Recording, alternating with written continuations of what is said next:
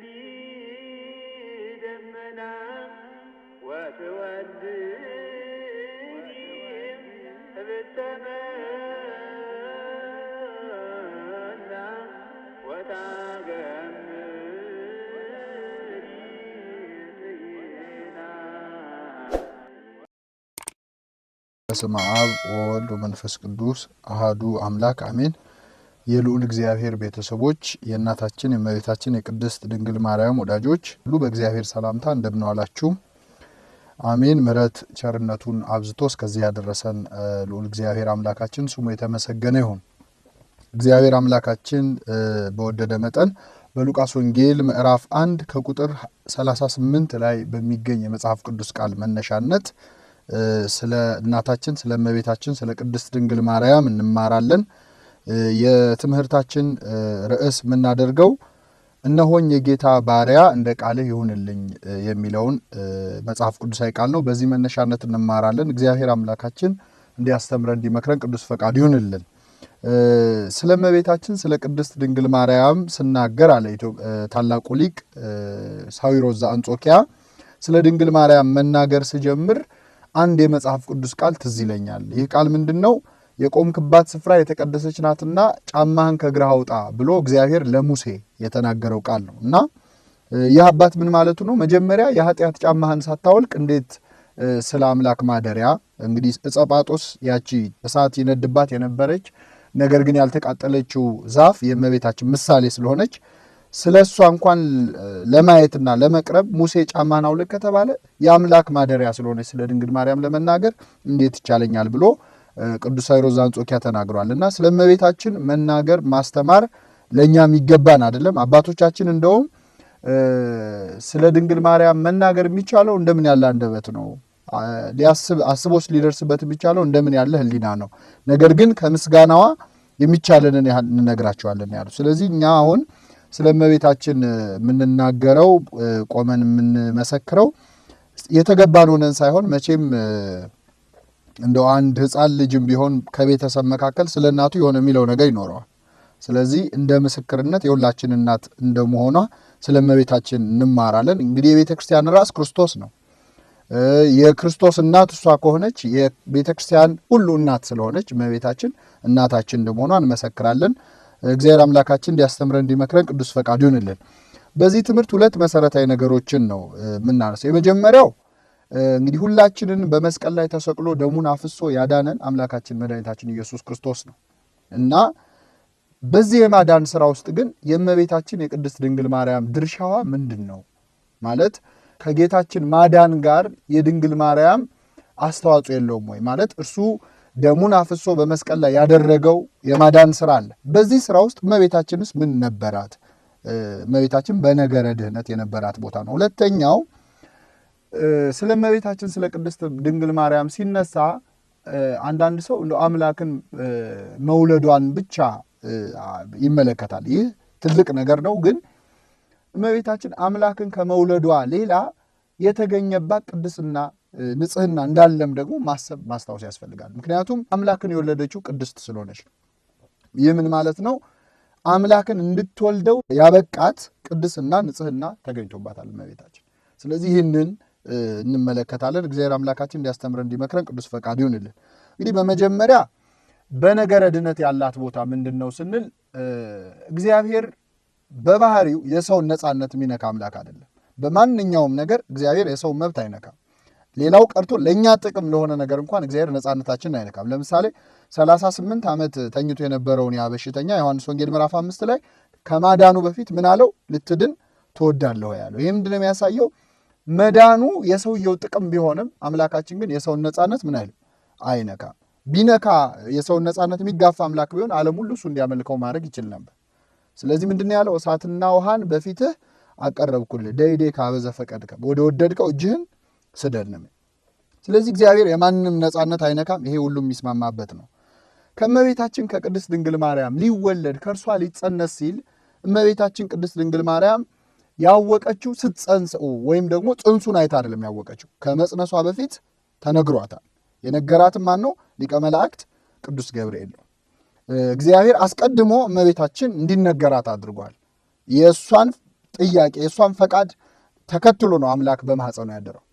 ስለዚህ ቅዱስ ገብርኤል እንዲህ ይላል ሉቃስ ወንጌል ምዕራፍ 1 ከቁጥር 26 ላይ በስድስተኛ ወር መልአኩ ገብርኤል ናዝሬት ገሊላ ወደምትባል ከተማ ከዳዊት ወገን ለሆነው ዮሴፍ ለሚባል ሰው ወደ ታጨች ወደ አንዲት ድንግል ተላከ ይላል። የድንግሊቱም ስም ማርያም ነበር። እንግዲህ ቅዱስ ገብርኤልን ላከው። ቅዱስ ገብርኤል አስቀድሞ ቅዱሳን መላእክትን ያበሰረ ያረጋጋ መልአክ ነው። መቼ ቢባል ቅዱሳን መላእክት አምላካቸውን ባላወቁና በታወቁ ጊዜ አምላካችን እስክናገኘው ባለንበት ንጽና ብሎ ለእግዚአብሔር የመሰከረ መልአክ ነበር። በኋላ ደግሞ ከአምላክ መሰቀል መሞትና መነሳት በኋላ ደግሞ አምላካችን ኢየሱስ ክርስቶስ ሲያርግ ለመላእክቱ መኳንንት ደጆቻችሁን ክፈቱ የክብር ንጉሥ ይግባ ብሎ ደግሞ ወደ ሰማያት ለመላእክት ብስራት ያበሰረው ይኸው መልአክ ነው እና አሁን ከእመቤታችን ከቅድስት ድንግል ማርያም ፊት ቆመ። እንዲህ ይላል፣ መልአኩም ወደ እርሷ ገብቶ ደስ ይበልሽ፣ ጸጋ የሞላብሽ ሆይ ጌታ ከአንቺ ጋር ነው፣ አንቺ ከሴቶች መካከል የተባረክሽ ነሽ አላት። እዚህ ላይ በጣም ማስተዋል ያለብን ነጥቦች አሉ። የመጀመሪያው ቅዱስ ገብርኤልን የላከው ማን ነው? እግዚአብሔር ነው። እንግዲህ ማናችንም ብንሆን መልእክት ስናደርስ እንደ ተላክነው አድርገን ነው የምናደርሰው። ስለዚህ ቅዱስ ገብርኤልን የላከው ማን ነው?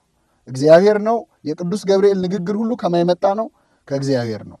ቅዱስ ገብርኤል መጥቶ ወደ ጉዳዩ አይደለም የገባው። ወይም አምላክን ትጸንሻለሽ አይደለም ያለው።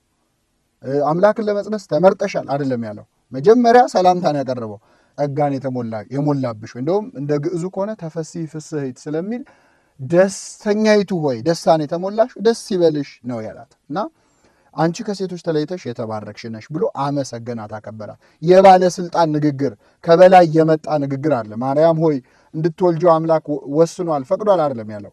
መጀመሪያ ምስጋና ነው ያቀረበው እንዳላላኩ ማለት። እንደ መላእክቱ አነጋገር እኮ እንዲህ ያለ ነገር ሰምተን አናውቅም። ለምሳሌ እዚሁ ምዕራፍ 1 ላይ ሉቃስ ወንጌል ዘካርያስን አብስሮታል አይደል? የዮሐንስን መወለድ አስመልክቶ ለዘካርያስ ግን ሲያበስረው ዘካርያስ ሆይ ካህኑ ሆይ ደስ ይበለ አንተ ከካህናት ሁሉ የተባረክህ ነህ አላለውም። ቀጥታ አትፍራ አለው። ጸሎት ተሰምቶላል ትወልዳለህ ያለው። ስለዚህ ለእመቤታችን ለማንም ያላቀረበው ምስጋና ጸጋን የተሞላሽ ሆይ፣ የሰው ጸጋው ልዩ ልዩ ነው። እመቤታችን ግን ይህ ነው ጸጋዋም አይልም መጽሐፍ ቅዱስ። ጸጋን የተሞላሽ ሆይ ነው የሚለው። ለሰው ከሚሰጠው ጸጋ ያልተሰጣት የለምና እና ጸጋን የተሞላሽ ሆይ ደስ ይበልሽ ጌታ ከአንቺ ጋር ነው፣ አንቺ ከሴቶች ተለይተሽ የተባረክሽ ነሽ ብሎ አመሰገናት። ቀጥሎ ምን ይላል? እርሷን ባየችው ጊዜ ከንግግሩ በጣም ደነገጠችና ይህ እንዴት ያለ ሰላምታ ነው ብላ አሰበች ይላል። ይህም በደንብ ማስተዋል ያስፈልጋል። እርሷን ባየችው ጊዜ ከምኑ ደነገጠች? ከንግግሩ በጣም ደነገጠች። ይህ ምንድን ነው የሚያሳየን? በመጽሐፍ ቅዱስ መላእክትን ያዩ ሰዎች ራሳቸውን ሲስቱ እናገኝ። ለምሳሌ ይህንኑ መልአክ ያየው ዳንኤል መልአኩን ባየው ጊዜ ይላል ወደኩኝ፣ ራሴንም ሳትኩኝ፣ እንደ ሞተም ሆንኩ። መልአኩም መጥቶ አይዞ ተነስ ብሎ አስነሳኝ፣ እየተንቀጠቀጥኩ ቆምኩ ይላል። ልብ አድርጉ እንግዲህ ይሄው መልአክ ነው። ቅዱስ ገብርኤል ለእመቤታችን ሲገለጥላት ግን ደነገጠች የሚለው መልአኩን አይታ አይደለም። ከምኑ የተነሳ ነው የሚለው? ከንግግሩ የተነሳ ከቃሉ አነጋገር አይታ ደነገጠች። ይህ ምንድን ነው የሚያሳየን? እመቤታችንን ያሳደጓት እኮ ቅዱሳን መላእክት ናቸው። መላእክት ያሳደጓት እነ ቅዱስ ፋኑኤል አቅፈው ደግፈው እየመገቡ በቤተ መቅደስ ያሳደጓት እመቤታችን መልአክ አይታ ልትደነግጥ አትችልም። ያስደነገጣት መልአኩ ሳይሆን ምኑ ነው? ቃሉ ነው፣ ንግግሩ ነው። ስለዚህ እንዴት ባየችው ጊዜ ከንግግሩ በጣም ደነገጠች። ይህ እንዴት ያለ ሰላምታ ነው ብላ አሰበች ይላል። በእውነት እመቤታችን በጣም ይደንቃል። ከመላእክት ጋር መኖሯን የሚያሳየን የበለጠ ይሄ አነጋገሯ ነው። ምክንያቱም ይህ እንዴት ያለ ሰላምታ ነው የምትለው ከዚህ በፊት የምታውቀው ሌላ ሰላምታ አለ። ከወትሮ እንግዳ የሆነ ሰላምታ ስለሆነ እንዴት ያለ ምስጋና ነው፣ እንዴት ያለ ሰላምታ ነው ብላ እመቤታችን ሰላምታውን መረመረች። መልአኩ ሳይሆን ያስገረማት አነጋገሩ ነበርና እንዴት ያለ ንግግር ነው አለች። ከሰማይ መጥቶ መልአክ እያመሰገነ ምስጋናውን መመርመር መቻል ማለት ትልቅ ቅድስና ነው። እንዴት ያለ ሰላምታ ነው ብላ ተናገረችም ደግሞ አይልም፣ ብላ አሰበች ነው የሚለው። ይሄ ደግሞ በጣም አስደናቂ ነጥብ ነው። እንዴት ብትሉ አንዳንድ ሰው ስለ ድንግል ማርያም በመጽሐፍ ቅዱስ አልተጻፈም ይላል። አይን ላለው በጣም ተጽፏል። ሁለተኛ ግን መጽሐፍ ቅዱስ ስለ እመቤታችን ስላደረገችው ነገር ብቻ አይደለም የጻፈ፣ ስላሰበችው ጭምር የተጻፈው። በተለይ ቅዱስ ሉቃስ ከሌሎች ወንጌላውያን በተለየ 3 ጊዜም የጻፈው የእመቤታችንን ሐሳብ ነው። እንደውም ልብን ኩላሊትን የሚመረምር ማን ነው? እግዚአብሔር ነው። ቅዱስ ሉቃስን ያጻፈው መንፈስ ቅዱስ ስለሆነ ገልጦለት ማለት ነው። 3 ጊዜም እመቤታችን እንዲህ አለች ሳይሆን እንዲህ ብላ አሰበች ብሎ ጽፎ አንደኛው ጥቅስ ይህ ነው። ይህ እንዴት ያለ ሰላምታ ነው ብላ ምን አለች? አሰበች። ሁለተኛው ተመሳሳይ 2 ጊዜ የተነገረው ማርያምም ይህን ነገር ሁሉ በልቧ እያሰበች ምን ትለው ነበር? ትጠብቀው ነበር። 2 ጊዜ ይህንን ብሏል። ስለዚህ እመቤታችን ሐሳቧ ጭምር የተጻፈበት ነው መጽሐፍ ቅዱስ ወንጌሉ ማለት ነው። ሌላው እመቤታችን እኮ ለወንጌል መጻፍም ምክንያት ናት። ምክንያቱም ወንጌል የተጻፈው ስለ ክርስቶስ ነው። እሱን የወለደችው ደግሞ እመቤታችን ናት። ስለዚህ ለሐዋርያት የሚጽፉትን ወንጌል ክርስቶስን የወለደችላቸው እመቤታችን ናት እና ለወንጌል መጻፍ አንዷ ምክንያት ስለሆነች እመቤታችን እሷ አለች የለች የሚለው ጥያቄ ራሱ ተገቢ አይሆንም እና ሐሳቧን ድረስ ወንጌላውያኑ ከጻፉ እኛ ተአምሯን ብንጽፍ የሚከለክለን የለም። ምክንያቱም እንዲያደረገች ብሎ ከመጻፍ እኮ እንዲያሰበች ብሎ መጻፍ ይከብዳል። ሐሳቧ ከተጻፈ ተአምሯ ቢጻፍ ምንም የሚከብድ ነገር የለም እና ይህ እንዴት ያለ ሰላምታ ነው ብላ አሰበች። ሌላው እመቤታችን ትሕትናዋ የልብ መሆኑንም እንረዳለን። ምክንያቱም እኛ አሁን ምስጋና ሲቀርብልን ሰው ሲያወድሰን እንደው አንተ ጥሩ ነህ አንተ እንዲህ ነህ ሲለን ላዩን ኧረ አይገባኝም በፍጹም እንላለን፣ እንግደረደራለን። በውስጣችን ደግሞ አነሰ ብለን እናስባለን። እንደው ከዚህ በላይ ቢያመሰግኑኝ ብለን እናስባለን፣ ራሳችንን ስላልካድን ማለት ነው። እመቤታችን ቅዱስ ገብርኤል ሲያመሰግናት ቃልም አልተነፈሰችም። ይህ እንዴት ያለ ሰላምታ ነው ብላ ምን አለች ነው? አሰበች ነው። ትሕትናዋ የልቡና ነው እንጂ አንደበት አይደለም። ትሕትና በአፍ አይደለም በልብ ነው መሆን ያለበት። ለዚህ ነው አምላካችን እኔ የዋህ በልቤም ትሑት ነኝ ነው ያለው። አምላካ ከእኔ ተማሩ ይላል። ቅዱስ ዮሐንስ አፈወርቅ ምን አለ ስለ ትሕትና ሲናገር? አሁን እኛ ሰው ሲሰድበን ማንታገስ ሰዎች ራሳችንን ኃጢአተኛ ነኝ፣ የረከስኩ ነኝ፣ ደካማ ነኝ እንላለን። ኃጢአተኛ ነኝ፣ ቆሻሻ ነኝ ያለውን ሰው ግን አንተ ቆሻሻ ወይ አንተ ኃጢአተኛ ቢባል ግን ይበሳጫል፣ ይጣላል። ለምን? ትሕትናው የልብ አይደለም። እና ቅዱስ ዮሐንስ አፈወርቅ ምን አለ? ትሑት የሚባለው ኃጢአተኛ ነኝ የሚል ሳይሆን ኃጢአተኛ ነህ ሲሉት የሚታገስ ሰው ነው። እና ይህ ሁሉም ያሳየን ትሕትና የልብ መሆኑን ነው። እና እመቤታችን ቅዱስ ገብርኤልን ኧረ አይገባኝም አይደለም ያለችው፣ ይህ እንዴት ያለ ሰላምታ ነው ብላ አሰበች። እንደውም እንደ ትርጓሜው አገባብ እንዲህ ያለውን ሰላምታ እንደምን ይቀበሉታል ያለችው እመቤታችን። ይህን ሰላምታ እንደምን ልቀበለው ብላ እናቴን ሔዋንን እንዳሳተ ሊያስተኝ ይሆን ብላ መረመረች ነው የሚለው። እና በዚህ መልኩ እመቤታችን አሰበች። መልአኩም እንዲህ አላት፣ ማርያም ሆይ በእግዚአብሔር ፊት ጸጋ አግኝተሻልና አትፍሪ። እመቤታችን ትናንትም ዛሬም ነገም ጸጋን ያገኘችው ክብር ያገኘችው በማን ፊት ነው? በእግዚአብሔር፣ በሰው ፊት አይደለም። የእመቤታችን ክብር በዛ ይላሉ አንዳንድ ሰው። አሁን ምስጋናዋን ክብሯን ያበዛው እግዚአብሔር ነው፣ እኛ አይደለንም፣ ልናበዛውም አንችልም። እና በእግዚአብሔር ፊት ጸጋ አግኝተሻልና አትፍሪ አለ። እነሆ ትጸንሻለሽ፣ ወንድ ልጅም ትወልጃለሽ፣ ስሙንም ኢየሱስ ትዪዋለሽ። እርሱም ታላቅ ነው፣ የልዑል ልጅም ይባላል። ጌታ አምላክ የአባቱን የዳዊት ዙፋን ይሰጠዋል፣ በያዕቆብ ቤት ለዘላለም ይነግሣል፣ ለመንግሥቱ ፍጻሜ የለውም ማለት።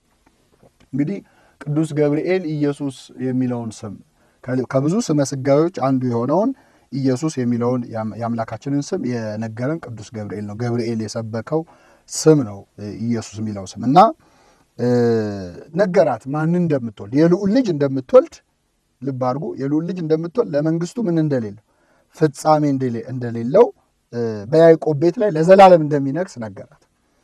ማርያምም መልአኩን ይላል። የመጀመሪያ ንግግሯ ይሄ ነው። በመጽሐፍ ቅዱስ እመቤታችን የተናገረችው የመጀመሪያ ቃል አሁን ልንሰማው ነው ድምጿን ማለት ምን አለች? ወንድ ስለማላውቅ ይህ እንዴት ይሆናል?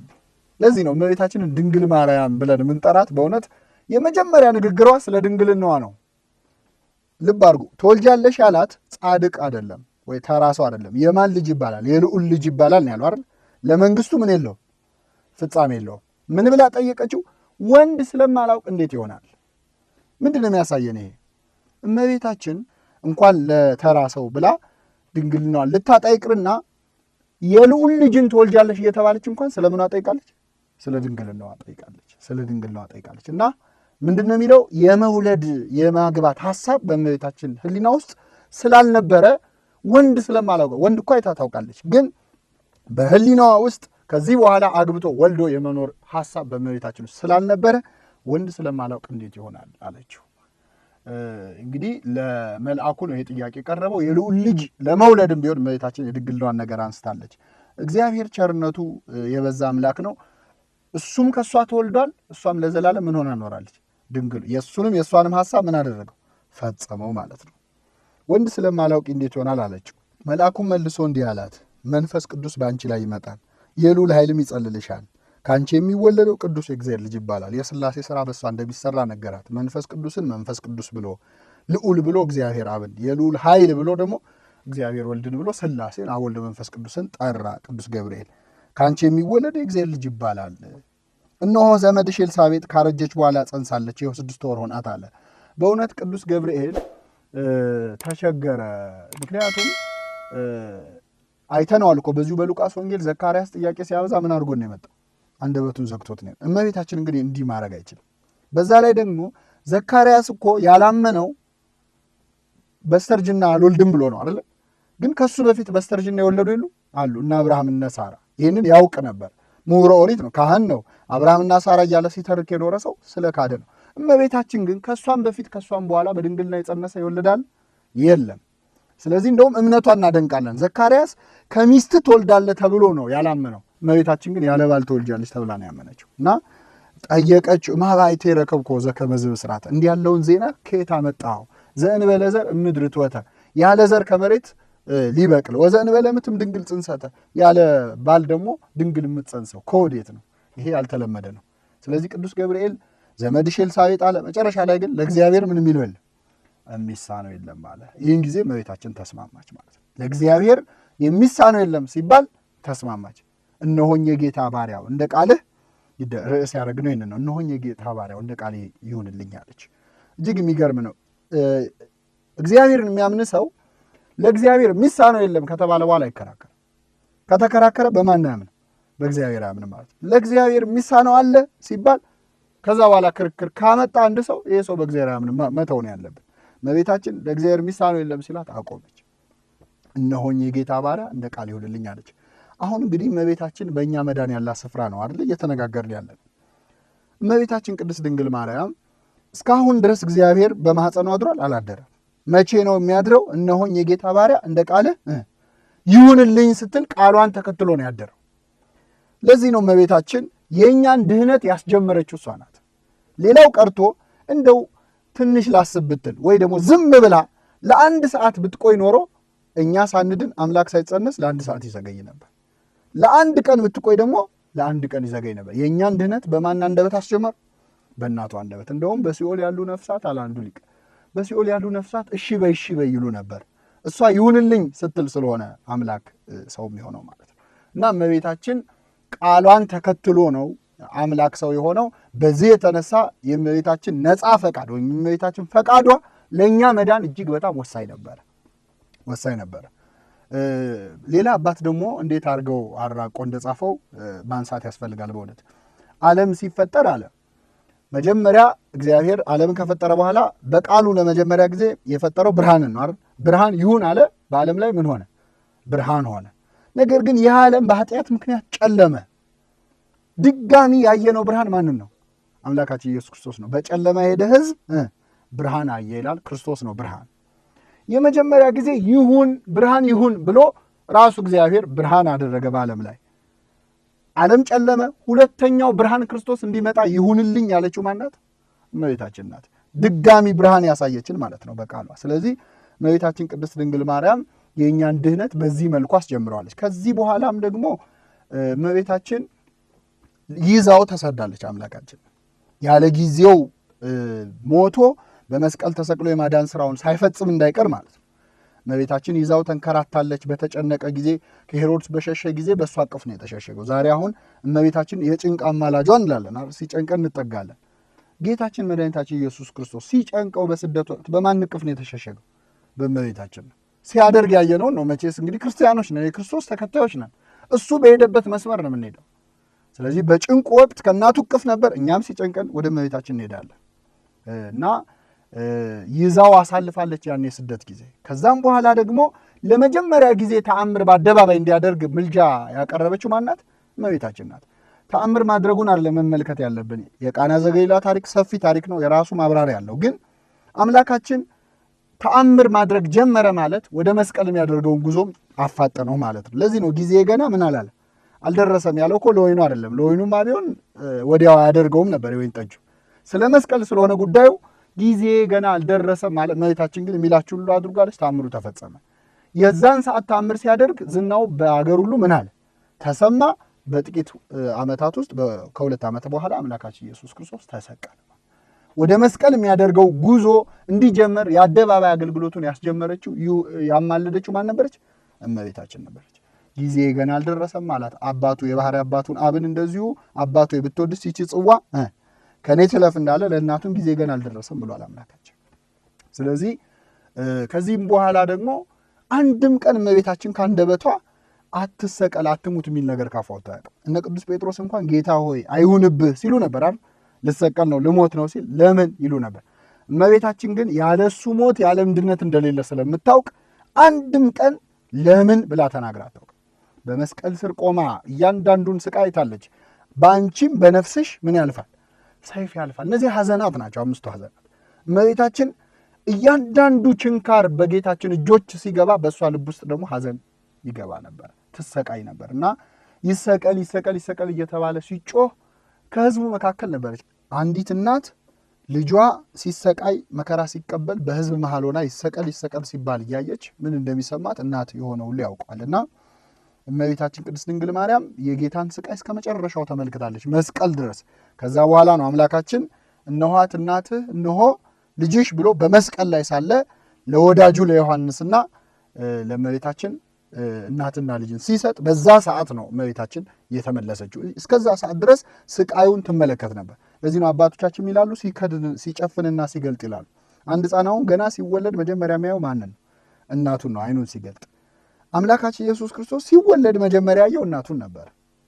አምላካችን ከመሞቱን በፊት ደግሞ ቀና ብሎ ተፈጸመ ብሎ ነፍሱን ከመስጠቱ በፊት መጨረሻ ጊዜ ያየው ማንን ነበር? እመቤታችን። ሲሄድም ሲመጣም ያያት ሲጨፍንም ሲገልጥ ይላሉ አባቶች። እና እመቤታችን በመስቀል ድረስ የጌታዋን የልጇን ስቃይ እያየች ነበር እና የእኛን መዳን ይሁንልኝ ብላ አስጀምረው ነበር አይደለ? መጀመሪያ እንዳየ ነው። አሁን መስቀል ላይ መጨረሻ ተፈጸመ። አምላካችን እነኋት እናት እነሆ ልጅሽ አለ። ሰው በመጨረሻ ያለውን ሀብት ተናዞ እንደሚሞት ለሚወደው ዮሐንስ በምድር ላይ የቀረችውን ሀብቱን ንብረቱን እመቤታችንን ነው የሰጠው። አንዳንድ ሰው አይ ለዮሐንስ ነው እንጂ ለእኛ አልተሰጠችንም ይላልና ደግሞ ከእኛም ብሶ እንደዚህ ማለታችን ራሱ ይገርማል። ምክንያቱም ለአምላክ እናት የሆነች ለእኛ እናት ለመሆን አትገባንም ነው እንጂ ማለት ያለብን እንደው እንዴት ለአምላክ እናት ተብላ ብሎ መሳቀቅ ነው ያለበት ሰው። እንደ እህታችን ናት እንደምን የሚሉ ቢዳፈራሉ። እንዴ ለአምላክ እናት ሆና ለእኛ እህት ብትሆነው እኛ ክስታጎት ልንሆን ነው ወይ ለእግዚአብሔር? እና ለእሱ እናት ሆና እንዴት ለእኛ ይገባናል ለምነው። አባ ጊዮርጊስ ምን አለ? ስለ ንግስትነትሽ እመቤቴ ነሽ ይልና ስለ ቸርነትሽ ደግሞ እናቴ ነሽ ይላል። ስለምንሽ? ስለ ቸርነትሽ። እንደው አንቺ ርኅርኅት ሆነሽ ነው እንጂ ለአንቺ ልጅ ልባል አይገባኝም። በዛ ላይ ለዮሐንስ እናት ተብሎ ሲሰጥ እኮ ዮሐንስ ያሟላው መስፈርት አለ። እንዴት ቢባል እነኋት እናትህ ካለው በኋላ ለሱ እነሆ ምንሽ ልጅሽ ነው ያለው። እነሆ እንደ ልጅሽ ይሁንም አይደለም ያለው፣ ልጅሽ ነው ያለው። ለምንድን ነው? ዮሐንስ ፍጹም ሕይወቱ ለእግዚአብሔር የተሰጠ ስለነበረ እሱ ሳይሆን የሚኖረው በእሱ ሰውነት ውስጥ አምላካችን ኢየሱስ ክርስቶስ ነበረ። ለዓለም የሞተ ስለሆነ መናኝ ስለሆነ ማለት። ስለዚህ በሱ ውስጥ የሚያድረው ማን ነበር? አምላካችን ኢየሱስ ክርስቶስ ነበር። ቅዱስ አውግስጢኖስ ከመነኮሰ በኋላ አንዲት ሴት መጣ። ማን አውግስጢኖስ አለ ወይ ስትለው የለም አላት። እንዴ ድምፅህን እየሰማሁ አይደል ስትለው አይ እኔ ቁሞቻለሁ የሚያናግርሽ ክርስቶስ ነው አለ ይባል። ስለዚህ አንድ ሰው ፍጹም ሕይወቱን ለእግዚአብሔር ሲሰጥ በሱ የሚኖረው ማን ነው? እግዚአብሔር። ዮሐንስ ንጹሕ ስለነበር የማን ማደሪያ ሆነ? የክርስቶስ ማደሪያ ሆነ። ስለዚህ እነሆ እንደ ልጅሽ ይሁ ሳይሆን እነሆ ምን ይሻል ልጅ እኔ በሱ ውስጥ አለው ነው። መቅደስ ነው ዮሐንስ የክርስቶስ ማለት ነው፣ መኖሪያ ማደሪያ ነው። ስለዚህ በዮሐንስ ንጽሕና ያልተገኘን ሰዎች እንዴት እናት ትባላለች ለእኔ ማለትም አይገባንም ነበር። እንደ ዮሐንስ ንጹሕ መሆንም ያስፈልጋል እሷ እናቴ ለማለት ነው። ስለዚህ እመቤታችን እስከ መጨረሻው ድህነቱን አስፈጽማለች። በትንሣኤው ጊዜ ግን አልተገኘችም። እንደ መጽሐፍ ቅዱስ አገላለጽ እንዴት ቢባል ሴቶች ሽቱ ይዘው ወደ መቃብሩ ሄደው ነበር አይደል? እንደ አምላካችንን በመስቀል ላይ የነበሩት እናቱ ይላል የእናቱ ምት የቀለዮጳ ሚስት ማርያም፣ መግደላዊት ማርያም፣ ሰሎሜም ነበሩ ይላል። በመስቀሉ ስር ከነበሩት ቅዱሳት አንስት መካከል ዋናዋ ግን እመቤታችን ነበረች። ከትንሣኤው በኋላ ግን ሽቱ ይዘው ወደ መቃብር ሲሮጡ እመቤታችን አብራ ሮጠች አይልም ወንጌል። ለምንድን ነው? ልጇ ከሞት እንደሚነሳ ምን ትል ነበር? ታውቅ ነበር። ሕያውን ክርስቶስ ከሙታን መካከል ልትፈልግ አልሄደችም እመቤታችን። ለዚህም አለ አንዱ ሊቅ አባታችን አብርሃምን መሰለች። አብርሃም ይስሐቅን ሲሰዋ እግዚአብሔር ከሙታን ልጄን ምን ይልልኛል ያስነሳልኛል ይል። እመቤታችንም ልጇ ሲሞት እግዚአብሔርነቱ ከሞት ያስነሳዋል ብላ ምን ትል ነበር? ታምን ነበር ማለት ነው። ስለዚህ እመቤታችን በእኛ ድነት ስፍራ አላት የላትም?